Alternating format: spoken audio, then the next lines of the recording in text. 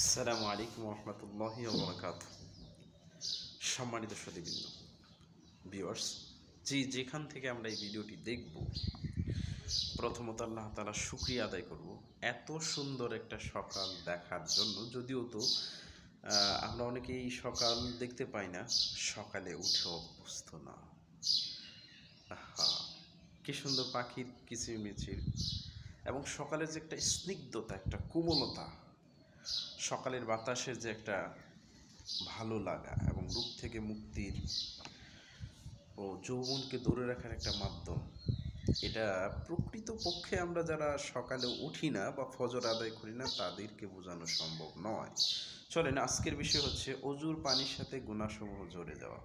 তাহলে যারা পাঁচ ওয়াক্ত সালাত পড়ি প্রকৃতপক্ষে তারা পাপ থেকে মুক্ত হতে পারি।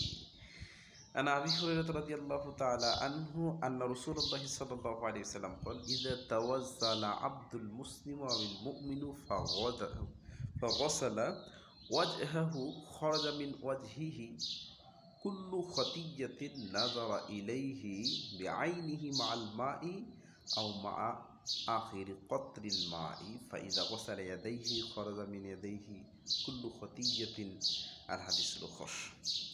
আরবি শব্দগুলো শেষ পর্যন্ত বলছি না, ভিডিওটা যেন অতীব সংক্ষেপ হয়, সংক্ষেপে আমরা বুঝতে পারি, সেই অনুপাতে আমি আরবি শব্দগুলো ছেড়ে দিলাম। চলেন আমরা বাংলায় ঢুকে যাই। বিশিষ্ট সাহাবী আবু হুরায়রা রাদিয়াল্লাহু তাআলা আনহু থেকে বর্ণিত, তিনি ৫,৫৭৫ মতান্তরে ৫,৪৭৪টি হাদিস বর্ণনা করেছেন। এই সাহাবী থেকে বর্ণিত, তিনি বলেন, রাসূল সাল্লাল্লাহু আলাইহি সাল্লাম বলেছেন, কোনো মুসলিম বান্দা ওযুর সময় যখন মুখমণ্ডল ধৌত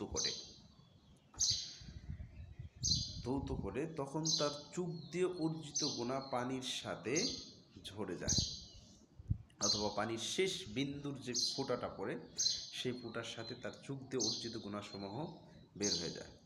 যখন সে এই দুই হাত ধৌত করে তখন দুই হাতের স্পর্শের মাধ্যমে যত গুনাহ সে সারাদিন করেছিল সেই গুনাহগুলো কি হয়ে যাবে? ঝরে যাবে।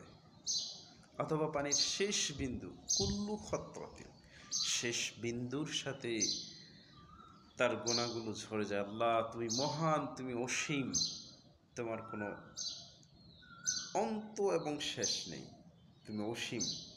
তোমার শুকরিয়া আদায় করে শেষ করতে পারবো না, তোমাকে ডেকেও শেষ করতে পারবো না। কারণ তুমি রাত দিয়েছো, দিন দিয়েছো, ভালো লাগা মন্দ লাগা, সুখে থাকা দুঃখে থাকা, সব কিছু তো তোমারই দান। সম্মানিত ভিউয়ার্স, অতঃপর যখন সে তার পা দুখানা ধৌত করে তখন তার পা দিয়ে হাঁটার মাধ্যমে সারাদিন ব্যাপী যত পাপ অর্জিত হয়েছিল সে পাপগুলো মাফ হয়ে যায়। শেষ বিন্দু, পানির ফোঁটা পড়ার মাধ্যমে সেটা মাফ হয়ে যায়, ঝরে যায়।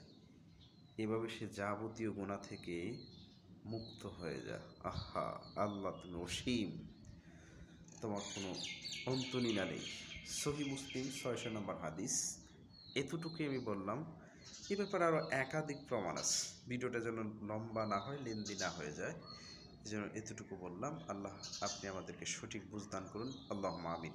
যদি মন চায় যেটা মানুষ দেখুক, মানুষ জানুক, আমার বড়ত্বের জন্য নয়, মানুষের উপকারের জন্য, তাহলে ছড়িয়ে দিবেন। একটু শেয়ার, একটু কমেন্ট, লাইক বা সাবস্ক্রাইব করতেই পারেন।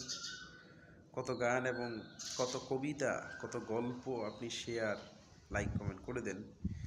এটা করলে তো আমরণ পর্যন্ত আপনি নেকি পাবেন, তাই না? একটু করিয়েন। এমন একটা জায়গা থেকে ভিডিওটা আমি করেছি যেখানে সকাল থেকে শুরু করে প্রায় সারাদিন কিছু কিছু আংশিক সময় বাদে কোরআন তেলাওয়াত হয়।